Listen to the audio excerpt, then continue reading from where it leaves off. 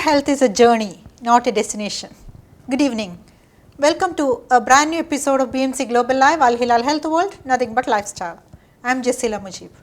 In each episode of this talk show, we try to bring before you an expert doctor from AL-HILAL Hospital to address your various health issues. Embracing a healthy lifestyle at any age can prevent heart diseases and lower your risk of heart attack and stroke. To discuss about a healthy heart, we have with us Dr. Mohammed Abdul Khadir from AlHilal Hospital, Manama. He is a consultant cardiologist, and now we will move on to him and know more about a healthy heart. So, doctor, welcome to the show, and thank you for joining us to discuss this topic, a healthy heart. Thank you. So, doctor, what are the common heart diseases you come across in your OP nowadays? Yeah, common heart diseases, the most common one will be heart attack. So then we have heart failure, we have sudden cardiac death, and we also have some disease of the heart valves. So these are common ones. So doctor, now you mentioned about heart attack. So what are the causes and what are the symptoms of heart attack? Can you explain for our viewers? Yeah, see the heart attack, this happens, the heart is like a muscle bag that has blood inside. So it will pump the blood, it is like a motor. So when it pumps the blood goes through the pipes all over the body. So but the blood is inside, that will not be able to send oxygen to the heart muscle itself because the muscle is thick. The oxygen cannot pierce and cross all the layers of the heart and supply oxygen. So the blood moves up in the big pipe called aorta. From there we have small branches that will come out of the heart, they will supply oxygen to the blood. So this is how heart itself gets blood and oxygen to pump. So whenever those pipes we call coronary pipes. The big pipe that receives blood from the heart is called aorta, and the aorta will have branches that supply blood to the heart muscle. Those are called coronaries. So these pipes are the most important pipes, and any blockage that happens in these pipes will lead to heart attack. So once the blood supply is cut off to the heart will only be able to manage for 20 minutes. So after that, the cells of the heart will start disintegrating. We call it necrosis and infarction. So when that happens, the full-blown heart attack will start and the patient will have severe chest pain, breathing difficulty, giddiness, palpitation, and they will come to the hospital. Unfortunately, sometimes it happens in a very rapid manner and suddenly the patient can collapse and fall in probably their workplace or in the house. So from there, for them to come to the hospital may take some time. And for us to save the patient, time is, we call it the golden period. The initial 3 to 4 hours is the golden period. And we call it as time is muscle. The more quickly the patient comes to the hospital, the more easier it is to save the patient. So for the heart attack part, the blood pipes that take blood to the heart muscle, they have to be always flowing with blood. There should be no blockage. So once the blockage forms, then we have the heart attack. Then doctor, can you explain the causes that leads to heart attack? Yeah, correct. So just as I told, the coronary pipes, normally the coronary pipes are very smooth. There is no any ridges or any blockages inside the pipe. But as a person becomes more aged and there are so many other risk factors, the pipes will start forming fatty plaques. If the pipe is like this, gradually the fat will get deposited. We call it fatty plaque. Then gradually the plaque will become big and one fine day it will just close. So the day when it is trying to close, the heart attack will develop. But it does not happen within a few days or few seconds or hours like that. It gradually takes some months and years to happen. So the fatty plaque, there are two types of fatty plaques. One is stable plaque, one is unstable plaque. The stable plaque is like a mountain. So gradually when the coronary pipes are there, the fat is deposited. Gradually over a period of time, the plaques become bigger in size. Initially they will close to 30%, around 50%, 70, and gradually to 90, 100%. So once the cross above more than 50%, there will be some form of symptom. So up to 70, 90% also, gradually the symptoms will increase. Very rarely we have patients who have 99% of block, but still they may not perceive some symptoms. They will be gradually moving on here and there because it happens very slowly. Because it happens over a period of years, the heart tries to adapt. So this is a stable block. The stable block will give us some time. For example, whenever the heart pipe is getting blocked, people will be able to realize that, okay, I was doing so much physical activity all these years. Gradually now my power has started coming down. For example, I climbed 3 or 4 flight of stairs, staircase. Now I am not able to climb even 1 flight of stairs. Or previously I was able to go for shopping, do all the works and come back. Now on my way to the shopping, I am feeling breathless or some chest pain is coming. So this is the stable block that is gradually trying to close. So this is like a mountain. The other type of block is like a volcano. Obviously volcano is a scary thing. Yes. So the volcano, it will be trying to block the pipe, and the tip of the volcano, the tip of the block is very dangerous. Suddenly it will burst, that fatty material will leak out and it will just close the pipe suddenly. That is very dangerous. And this unstable block will not even give time for the patient to even react or run for safety. So there are some triggers that can make the volcano burst. So one of the triggers is extreme amount of stress and tension. So you would have known when people become stressed, they develop heart attack. So this is one of the causes. During extreme stress, the tip of the block inside the pipe will burst like a volcano, fatty material will come out, it will close. There are other risk factors like binge eating. Some people will, all of a sudden they will go for some feast or something, they will eat whatever they can because it's a rare buffet or something. So we have had so many people, they will just have binge eating, after that they will develop heart attack and they will even die. So binge eating or too much of eating in one short time is very dangerous. So that will also make the block to rupture and cause sudden blockage of the pipe. And in some other instances, we have some flu or some fever, inflammation, some other reasons. Again, for example, even COVID. Yeah. After COVID also, the blocks can become unstable, it will just rupture and close the pipe. So again, heart attack will come. So these are two kind of blocks that can form, that can lead to the heart attack. So one should always be aware and alert. See, many people, what they have gastric problems. So they will get confused. They will have gastric problems for years together. So when the actual heart problem is coming, they will think this is our routine gastric problem.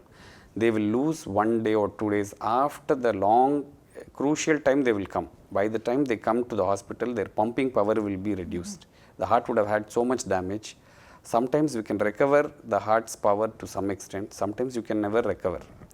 So that is why we should always be on the alert, and we should also try to prevent the gastric reflux. So one of the important diseases of this generation is gastric reflux. People do a hard work from morning to evening, they become tired. By the time they come home, they'll have a bath, they'll either prepare food or they'll just eat the food somebody else would have prepared. They'll eat and quickly they'll lie down. They'll start digging the phone in the bed and after some time they will sleep. So whenever someone has food, they should not lie down for at least 3 to 4 hours. So at the very least, at least 2 hours. Because once you have food, there is always food, acid and air in the stomach. That will take 4 hours to empty. So the air will come out of the stomach through the mouth like belching. For example, what I advise always is, if someone wants to sleep at 10 o'clock, they should have dinner by 6 o'clock. Yes. So that is not possible in one day, but gradually they can give gradually they can start eating by 8 o'clock. After a few days, maybe by 7 o'clock. So gradually they have to train themselves. So when they have food, after up to 4 hours, gradually the belching will come out. And the food and the acid in the stomach will go to the intestine in that 4-hour period. So after 4 hours, the stomach becomes free and empty. Then they should lie down. Then they will have a peaceful sleep. There will be no gastric problem. And for lifelong, they will not have the reflux problem. So in future, when they have actual heart attack, they will be aware, no, I never have gastric problem. So this is actually heart attack. They will run and come to the hospital. So this is a very crucial advice which I would like to give to others. And there are so many risk factors for heart attack. We call it modifiable and non-modifiable. See, the non-modifiable is like age. Once we start aging, there will be an inherent risk for anybody to get heart attack. Compared to young, the old people will obviously have more risk. And there are other risk factors like genetic setup. Some people, some populations, some families, they have genetic tendency for heart attack. Especially the Southeast Asian population is more vulnerable compared to Westerners. Compared to the Eastern population, the Middle East Asian population, they have a little higher risk for heart attack. And the people in the Mediterranean region have a lower risk for heart attack. So there is some environment, their lifestyle and dieting and genetic setup of the body, so many things play a role. And the other is, there is a type of personality called type A personality. These people, they are like very hyperactive kind of people, high performing kind of people. So they like to be always on their toes. They want to finish their task on time, they want to finish targets, and they will take quite very little rest. Perfectionist. Yeah, kind of perfectionist, yes. So these people also have a little higher risk for heart attack. So they have to learn ways to relax themselves. They have to take some rest, calm the mind, and take some time for their own health. So these are non-modifiable. Modifiable risk factors, we have a list of them. Diseases like diabetes, hypertension, high cholesterol, obesity, sedentary lifestyle, smoking. All these things come under modifiable because we can modify them. We can try to prevent these things and ultimately we can prevent heart attack. So these are the risk factors. And symptoms will be, see, when we have a wide range of symptoms for heart attack, the commonest symptom will be chest discomfort. And it is not very easy for everybody to differentiate the chest discomfort due to heart attack and chest discomfort due to gastric problem. Even doctors themselves sometimes may not be able to make a difference. And sometimes mere gastric problem will cause such a panic, the patient will think, okay, I have had a heart attack, I'm going to die. Just simple gastric problem, the reflux, GERD we call it, gastroesophageal reflux disease. The reflux can cause such a panic.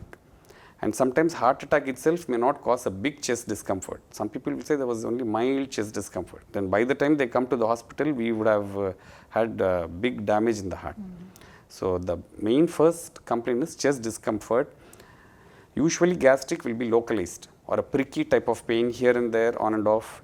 It will come and go, it will be like that. Especially on lying down. Because when you are lying down, the acid will go and hit the foot pipe. So at that time they will have some pain. But cardiac pain, it will be like a generalized pain all over the chest, mostly in the central part of the chest, and typically as if it is crushing kind of or squeezing kind of pain will be there. And the cardiac pain, usually when the person starts walking or doing some hard work, the pain will increase. This is typical of cardiac. Okay. And the people who regularly go for a walk, they will be able to notice, we call it stable angina. So initially they will start their walking, regular walking, they will walk, and after some 5 to 10 minutes they will have some chest pain. That will compel them to take some rest, maybe some 1 or 2 minutes or 5-10 minutes.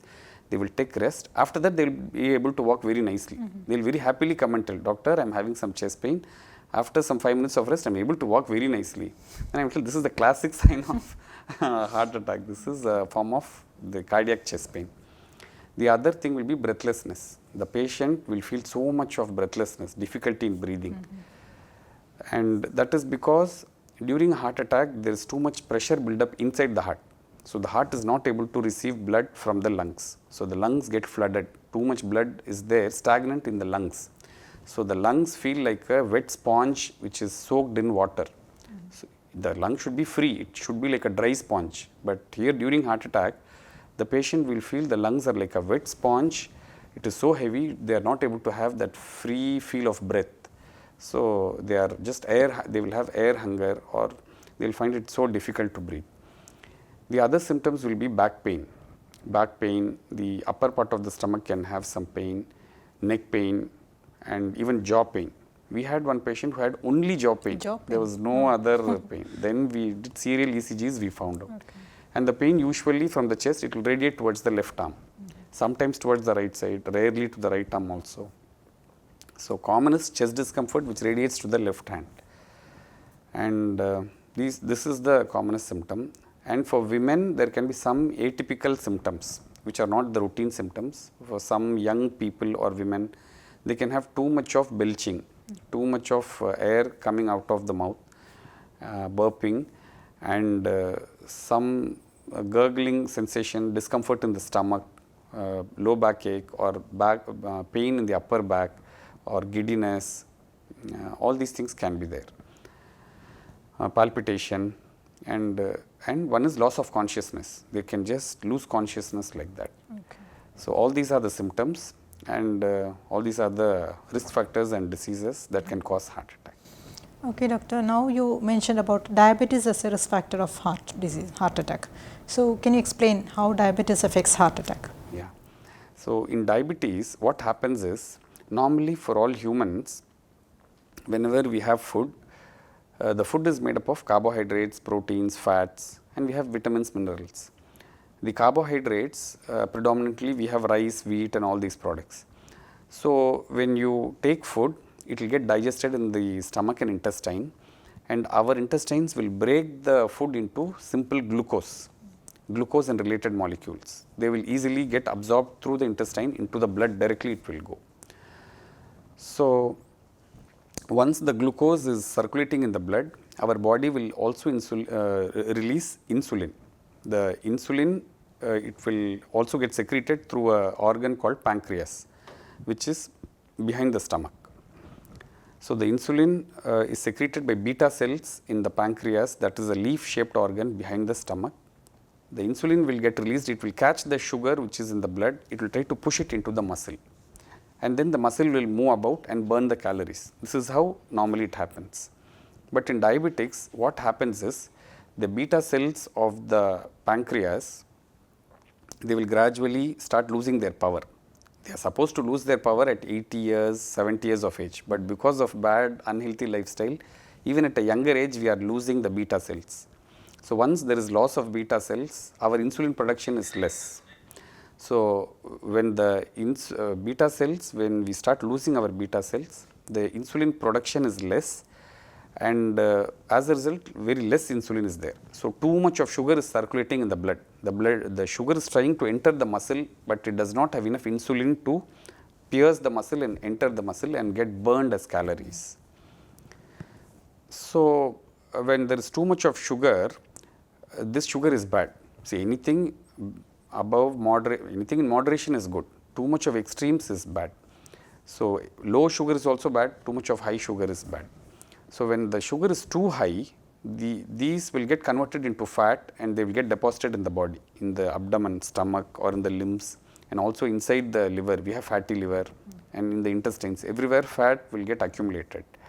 And we also have some chemicals called advanced glycosylation end products, AGE. These products will deposit everywhere also, and so many chemicals, they will lead to the blocks getting formed in the coronary heart pipes. So, gradually they will start blocking, and one fine day all of a sudden they will close totally. So, this is the problem with diabetes. And the other diseases in hypertension, what happens is, see, normally heart pumps blood. So, with each and every pumping, one jet of blood will go to the pipes. So, the blood pressure, there are two numbers, one upper number, one lower number. The upper number we call it systolic BP, the lower number we call it diastolic BP. When the heart is pushing it with full force, when the jet is moving, the blood jet is moving in the pipe, it will cause a surge in BP with every heartbeat. There will be a spike in the BP, that is the upper number. So, this extra pressure is required to take the blood and oxygen through the muscles, through the body, it has to pierce and go. And when the heart is, once it will pump and it will relax, again it will pump, it will relax. So, when it is relaxing, the pressure comes to at least around 80 or 70. The pressure never becomes 0. Once the pressure becomes 0, it means the person has died. Only when we are not alive, the pressure will become 0. As long as the person is alive, there will be one upper number and lower number, the systolic and diastolic. So, as the people become aged, their blood pipes will become more harder. See, the blood pipes should be elastic, smooth, so that they easily receive the blood from the heart. So, as the blood pipes become more and more hard, there is no space for the pipes to receive the blood. So, the heart has to push more with more power, more force. So, as a result, the shooting up will happen the too much, because the blood pipes are not elastic, they will not expand while receiving the blood, they will be stiff. So, at that time the BP will shoot up too much. Too high BP will cause damage to the tissues. Imagine some 10 people are coming and hitting one person, so they get damage, physical damage. Just like that, the too much powerful blood, when the blood pipes are not elastic, it will come and hit the pipes, hit all over the body, it will cause damage. And simultaneously the heart, if normally someone goes to a gym, they do all the workout, they will become more muscular. Similarly, in a hypertensive patient or a patient with high blood pressure, when the heart is pumping blood, it has to push with more force, because already there is too much resistance or block kind of difficulty for the blood to go to the pipes. The heart is pushing too much blood. So, at that time it is like too much exercise for the heart. So, the heart muscle becomes thick.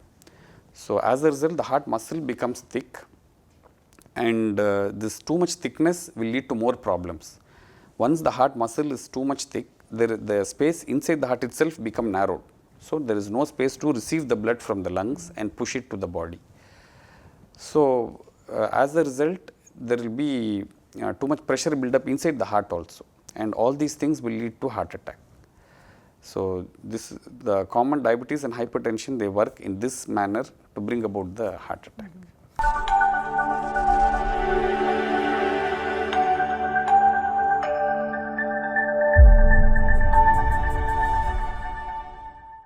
Now, doctor, can you explain how high cholesterol affects our heart? Yes. So, the other thing is cholesterol.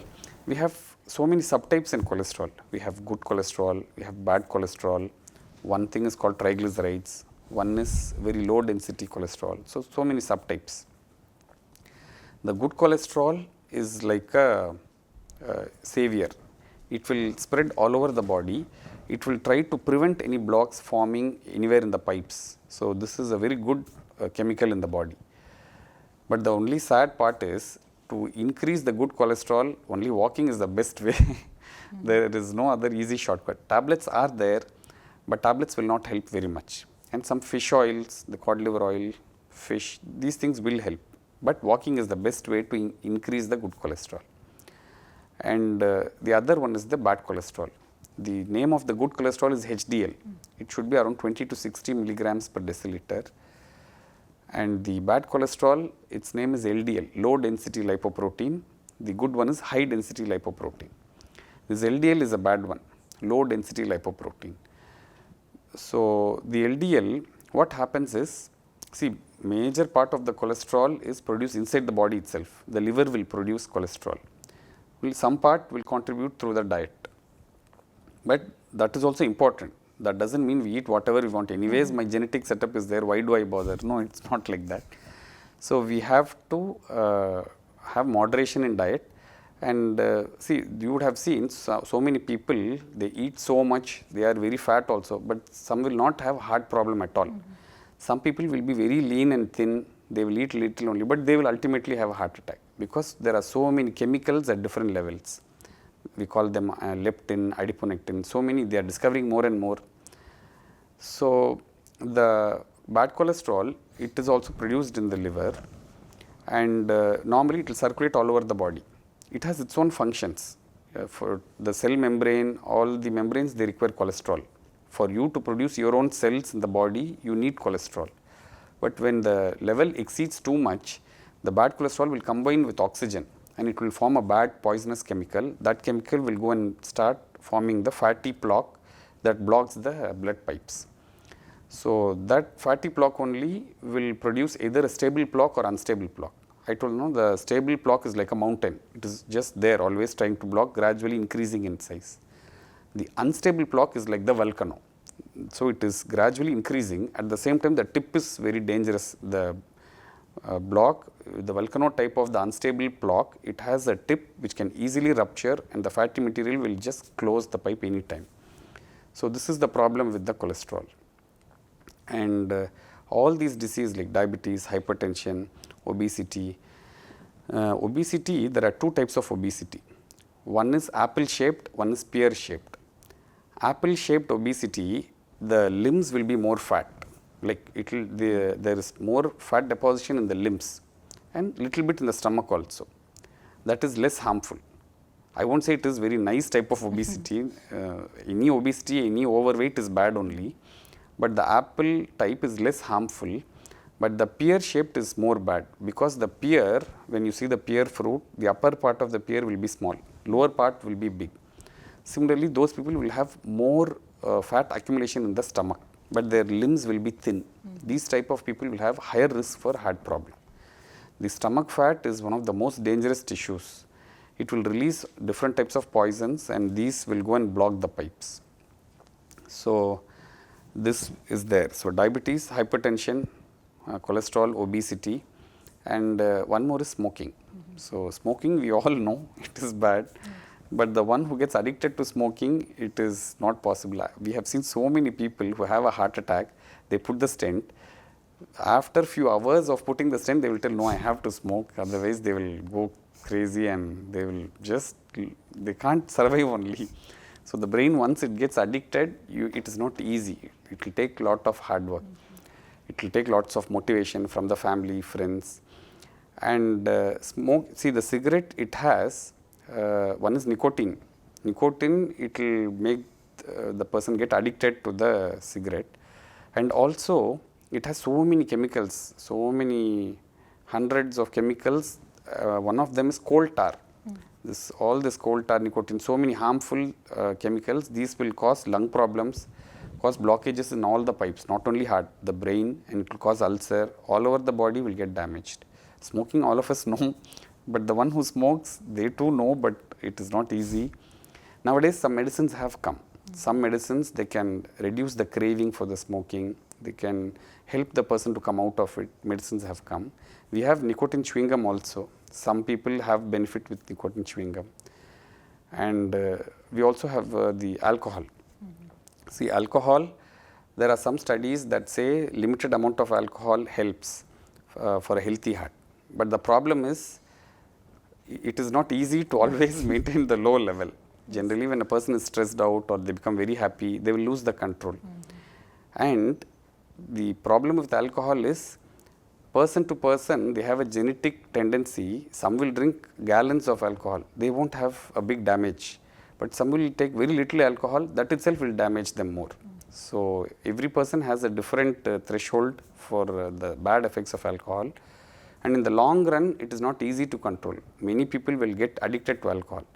That will anyways ruin their health ultimately. So these are the risk factors and signs and symptoms of heart attack. So now you described about all the risk factors. Now an important query is, can we prevent heart attack? Yes, a heart attack is one of the preventable. For the major part, it can be prevented very much. And the prevention is by addressing the problems. So the best thing is for us to have a regular health checkup. So normally we have seen people who they just never go to any hospital for checkup for 10 or 15 years, and they are very happy that I have never come to hospital. No, we should at least check our sugar and blood pressure, cholesterol once a year, at least once a year. So this will help us to save some time. So for example, someone develops high sugar, and it is very high and the sad part is, many people won't know that they have the sugar. There won't be any symptom at all. Sugar might be 200, 300, that will go on for one full year. That itself will produce some permanent damage. So one is regular health checkup. The other part will be diet and healthy lifestyle. So in diet, I always advise my patients not to take junk food. The moment we say not to take junk food, they become very sad. So typically, like all the French fry, pizza, burger, all the products made up of maida and the sugary drinks, all the processed food. Processed foods. These things will have more sugar, more salt, all trans fats. So all these things, as much as you avoid, it is best. Then they will ask, what else can I eat? So, see, we can eat all fresh fruits and vegetables. See, for diabetics, they cannot eat sweet fruits, all mango and all jackfruit, ripe banana. These things, they will ruin the dieting. They will ruin. But they can take fruits that are not very sweet, like strawberry, green apple. There is unripe papaya. You can cut unripe papaya, you can cook and eat. There is unripe guava, green apple, strawberry, avocado, and some pomegranate which is not very sweet. So, similar kind of fruits they can take. So, all the berries like blueberry, strawberry, blackberry, these things. And all green leafy vegetables, all these things have antioxidants. The benefit with, and they have fiber.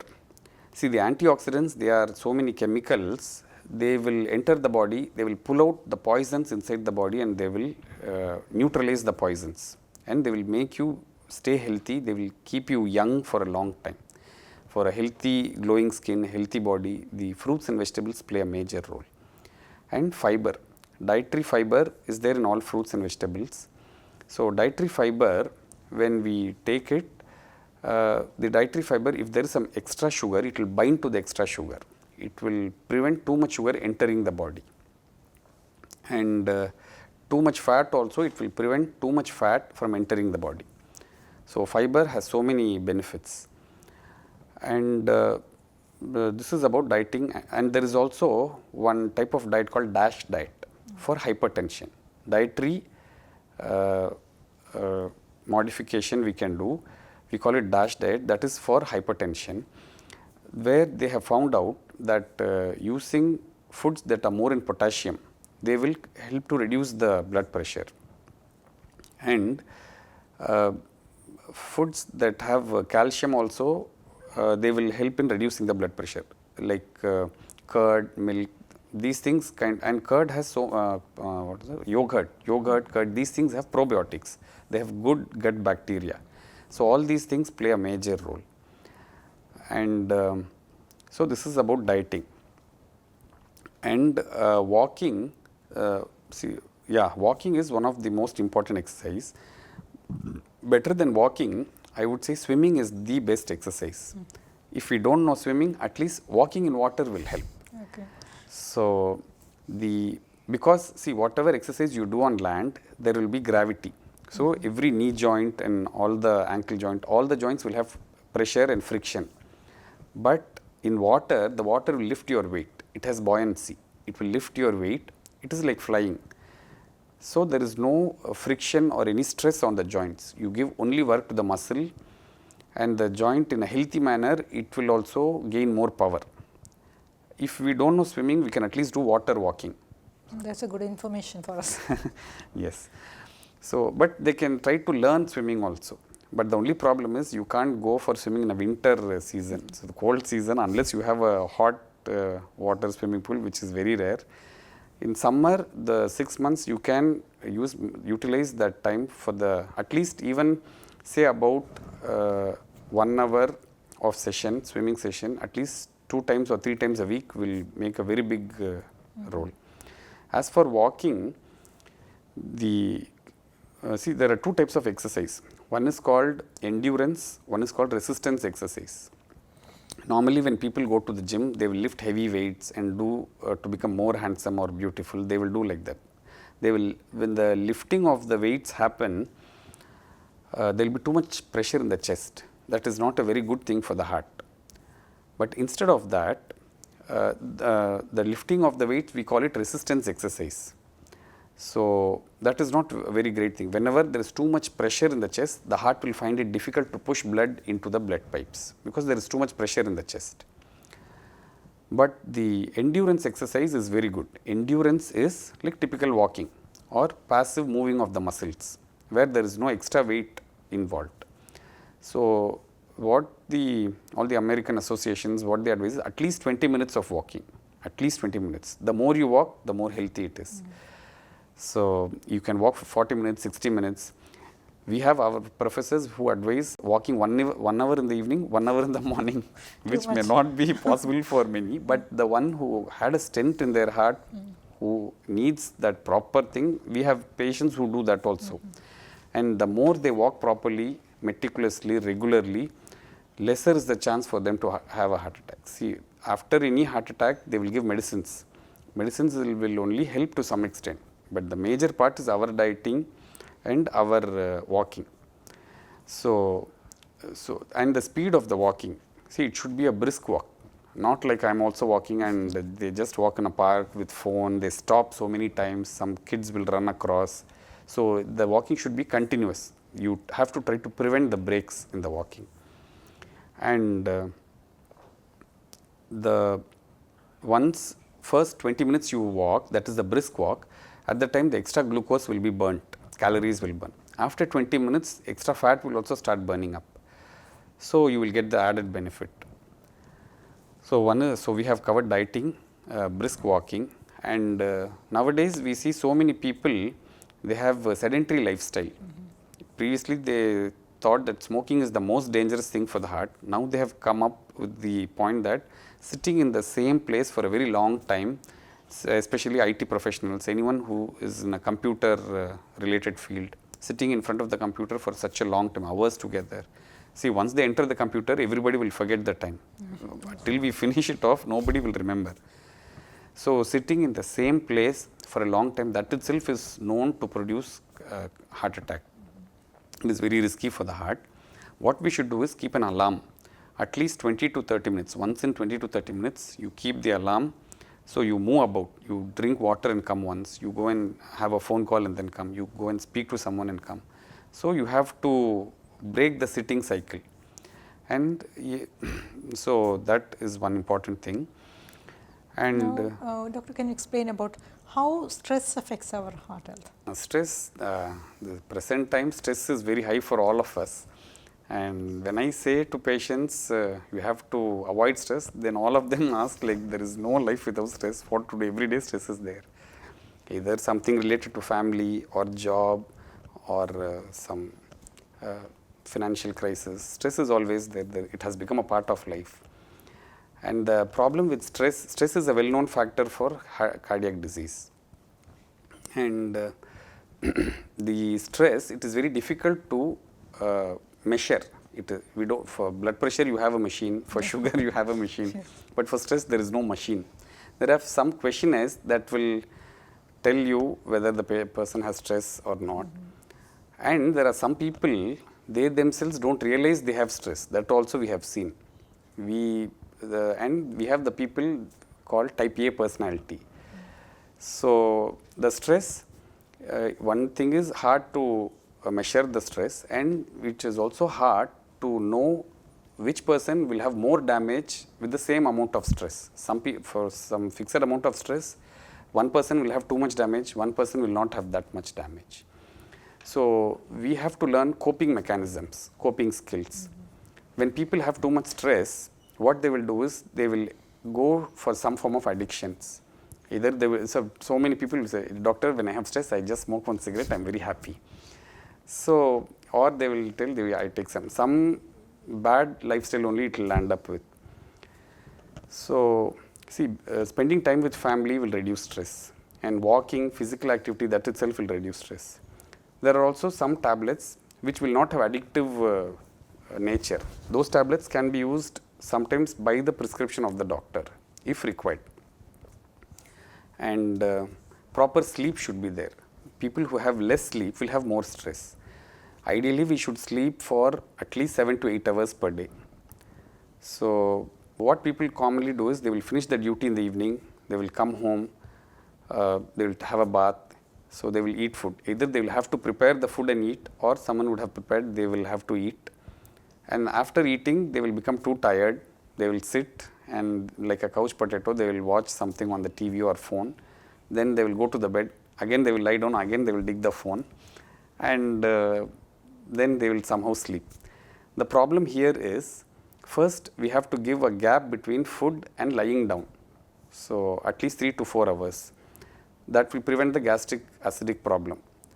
So once you have GERD, gastric reflux, even when you sleep, the acid will hit the food pipe. So there will be some form of heartburn, some problem. So the person, though he is sleeping, the brain is not actually resting. There is a war between the stomach and the brain. So the sleep is not a peaceful sleep. Even after they sleep and wake up, they will feel tired. So the sleep should be a nice deep sleep where you have that refreshing nature. So half the people, because of this bad lifestyle, they have a very bad sleep. They don't realize that the sleep is bad. They think, no doctor, I have slept very nicely. Then the other day morning, they will have a headache. Their BP will be on the higher side. They will have some palpitation. All symptoms will come. So it starts with dinner time. During dinner, it is better to sit with the family and eat. That is one big stress reliever. We have more communication among the family members, and try to avoid screen time as much as possible, physical activity. And see, after dinner, you can do some soft walking. People think after dinner we should not go for a walk, but actually we can go for a walk after dinner. That will help in easy digestion of food. That will help in the muscle, insulin resistance of the muscle. It will help the insulin to push sugar into the muscles. It will burn more calories, and it will prevent the gastric reflux problem. It will prepare your body to sleep. It will make your brain a little tired, so it sleeps well. So instead of that, if you dig the phone, the brain will become alert. It will process too much. It will absorb too much information. It will process too much information at night, and ultimately you won't sleep properly. They will have all sorts of dreams that will spoil the sleep. And ultimately, again, early morning they have to see. You might have noticed after sleeping, when you try to wake up, the body feels so heavy. You are just not ready to get out of the bed. You feel as if some 100 kgs of extra weight is there in the body. And the people will take so much time to sit and then move about and then get ready for the job. So the stress, all these factors will try to prevent the stress, and eating a healthy diet also contributes. Avoiding too much coffee, too much chocolates, and all these ice cream junk foods, and going for the fresh fruits and vegetables. All these are interconnected. That will reduce the stress. And if they have too much stress, they have to come to the doctors to try to make some plan, life plan for them, which suits for that every individual separately. So everyone, see, I have had people who have long night duties. Night duty itself will produce stress. Yes. Yeah. So, and after that night duty, in the morning they will come home, have something, they'll eat something and then quickly lie down. Then they will come with severe gastric problem. And sometimes, some people, what they will do, they will follow my advice properly, and they'll, doctor, I eat dinner very properly at 6 o'clock, and then at 10 o'clock I lie down. And then again the gastric problem has come. Then I will start, what did you do on the holiday? After lunch, what did you do? Yeah, yes doctor, after lunch I lie down for some time, and again the problem started. So once someone eats something, even little bit of fruit, milk, all these things will produce acid in the stomach. So little bit of fruit and milk, whatever they have, after that if they lie down immediately, the acid will hit the food pipe. If it causes an ulcer, that will be there for months together. It may not heal quickly. So then they will have that recurrent pain all over. Each and every time they have to run to the hospital, do ECG, blood test, everything. Then they will tell, no, this is only gastric problem. So much of time, money is lost. So all the simple tips can help. Doctor, sometimes we hear about sudden cardiac death. Can you explain? Yes. See, for sudden cardiac death, see, the heart, just like any house, we have electrical system and plumbing system. So all this time we were speaking about the plumbing system. The problem in the plumbing system can cause the blockage for blood and oxygen that will lead to the heart attack. And once the heart attack is happening, the heart, see, normally it has to pump smoothly. With every heartbeat, there is a good pumping of the heart. So when the heart attack is happening, the heart is not pumping, rather it will be shivering. It is not pumping in a smooth manner. So when it is shivering, the blood inside the heart is not moving anywhere. It is just stagnant in one place. So if that situation happens, we call it as VT or VF, ventricular tachycardia or ventricular fibrillation. Some people have this tendency. The moment some oxygen is reduced to the heart, suddenly the heart will go for VT and VF. So that is a very dangerous and critical situation. So once the VT or VF has happened, there is no blood going to the brain. So the brain will allow 3 minutes maximum just 3 minutes. After 3 minutes, the brain will go for damage. If there is no, the brain is a very soft, sensitive organ. It will only tolerate loss of oxygen only for 3 minutes. Maximum within 3 minutes, it will go for unconsciousness. The patient will fall down. And once, see, for example, this situation happens to some patient inside the hospital, all of us are ready. The monitor will be there, the team is there, we can do chest compression, CPR, shock, something and save the patient. We call it advanced cardiac life support. But so at least we can try to save the person within the critical golden period. Imagine this happens in a roadside or somewhere in a village, inside the bathroom or somewhere, the person will get stuck. Nobody is there to help. If someone who lives alone in the house, all of a sudden they have this, yes, that's all, then that is a problem. And once there is a either partial or permanent damage to the brain, it is not very easy to reverse back the damage. So that is why we call it survivors of sudden cardiac death. So see, all the factors should be favorable for the person to survive the sudden cardiac death. So in one manner, what happens is the heart starts shivering and the blood is not moving to the brain and the blood is not circulating all over the body and the person dies. That is one manner. One situation is the blood pipes are smooth. There is no problem at all in the blood pipes. But the current, there is some abnormality in the patient's heart. So this is a genetic problem. So there is a genetic problem and there are ways to find out this genetic problem also. We do ECG, we can do echo test, we can do some other tests to find out if the person has a risk for sudden death. There are diseases where early morning alarm can provoke a cardiac storm, VTVF, and the patient will die just because of alarm, sudden loud ringing alarm noise. Okay. That is why we should advise children not to shout or scream when someone is sleeping. Sudden loud noise while sleeping can provoke this, we call it arrhythmia, the disturbance in the heart rhythm. And sudden jumping into cold water, that can either drop the heartbeat too much or sometimes paradoxically it will cause the VTVF, and that is also risky. And just mere stress itself can cause this electrical storm, VTVF, and patients can die. And recently, after the COVID, we would have seen so many people, young people, no smoking, no alcohol. I see every week at least 2 or 3 people who come and say, doctor, my colleague, he was a very normal person, no smoking, no alcohol, 35-year-old. He was working, all of a sudden he collapsed and fell down, he died, that's all. Or one person who was waiting to go for walking in the house, he collapsed, fell and died. One guy after walking, he died. So there are so many situations. One guy in the sleep itself, he died. So many things are there. What happens in COVID and some other flu is, normally there will be a viral infection. You will have cough, cold or something, or fever. Sometimes there will be no symptom also. So once the virus comes and attacks the body, and the virus itself will die. After 4 or 5 days, the virus itself will die.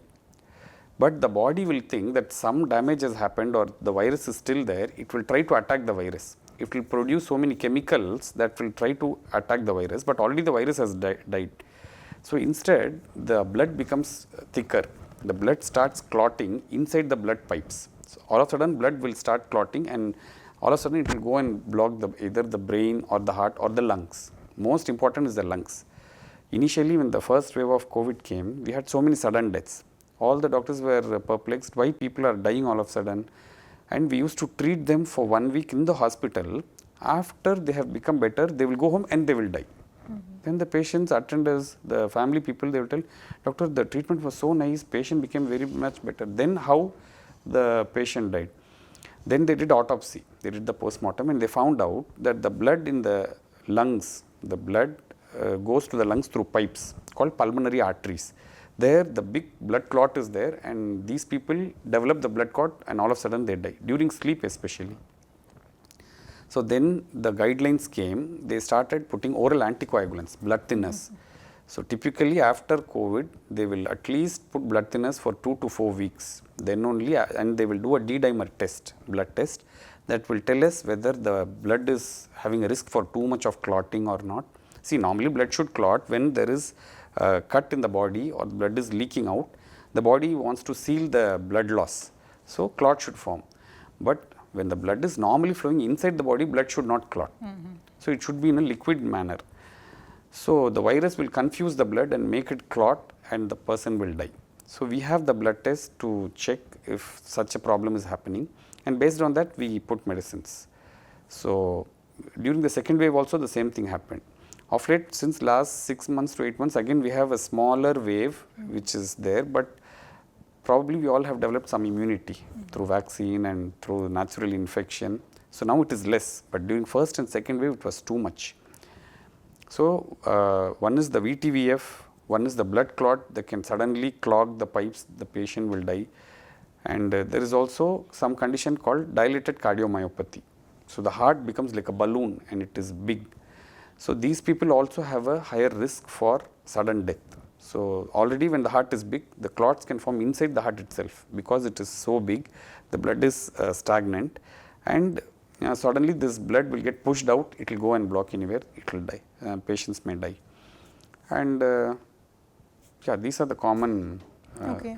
Doctor, you told about now after COVID, sudden death happens, and you prefer this blood thinning medicines. Correct. So, do you prefer this type of treatment for the young people also? Yes, yes, definitely. See, any person who has a flu and we have a suspicion that this person is going to, see, not everybody will have a blood clotting. Yes. You can't put blood thinner for everybody. Then there will be higher risk of bleeding. Yes. Blood thinner will make the blood thin. So, how do you know then? we examine the patient, we have the blood investigations, and we have so many blood tests that will pick up the tendency for clotting. So gradually when we do the test, if it has, and the problem is, even if you do the test, sometimes by the time the report comes, patient still can, the report may take 1 day to come sometimes. So within that 1 day also patient can land up with trouble. But see, we can fight with nature to some extent. We cannot change fate or nature altogether, but the blood test will help. The blood test will help us to find out whether the blood is going towards clotting. We call it D-dimer. And once the D-dimer levels start increasing, we will put the patient on blood thinner. Then we will do serial D-dimer monitoring, maybe once in 3 days or once in 5 days. Then gradually we will try to reduce. See, the D-dimer will become normal. After maybe 2 weeks or 4 weeks, the D-dimer will start coming down. By the time the D-dimer starts coming down, gradually we can reduce the blood thinner dose and we can stop. So it is not like a lifelong tablet. It is only for maybe 2 to 4 weeks or sometimes 6 weeks. So see, some people, that's what. For example, for 100 people who get a flu, maybe 95 to 97% of people will not have this clot. Just 1 or 2% people will develop that clotting thing and sudden death. But that becomes very famous. So everybody panics, I'm having sudden death. So doctor, what is your takeaway message for our viewers now? Yeah. So my takeaway message would be, see, heart is a nature, God's gift to us. So once we lose the health, see, some well-known saying, humans, we lose health to gain some wealth. Again, we lose wealth to try to gain back that health. But the problem is, health cannot be recovered always. At least money you can try to earn, but health, once it is lost, it will never come back. So always make sure both yourself and your family, they try to stick on to a proper healthy diet and proper physical activity, and try to reduce stress as much as possible.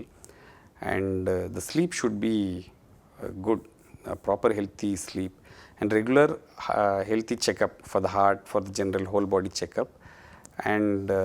And if at all, see, the main issue is always people, most of them, they don't want tablets. They say, oh, doctor, I don't want sugar tablet, I don't want BP tablet. Then I will tell, okay, you try to do dieting and walking. If it is well controlled, it's okay. But if the diet and walking is not enough to control the sugar and BP, they have to go for tablet. The tablet is our friend, but sugar and BP is the enemy. So we should not be afraid of the friend, which is a tablet.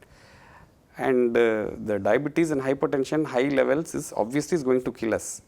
So my takeaway message will be, try to strive for a healthy lifestyle, a healthy cardiac lifestyle. So you live a long healthy lifestyle, and Obviously, the whole family will be benefited by every member. If they are more healthy, the whole family, society, everything will be benefited. So, this will be my take home message. Thank you, doctor. Thank you for being with us and giving us a lot of information, a lot of valuable information about heart health. Thank you. So, viewers, I hope this was a very informative episode. Meet you all in yet another episode of BMC Global Live, AlHilal Health World, Nothing But Lifestyle. I am Jasila Mujib signing off. Good night.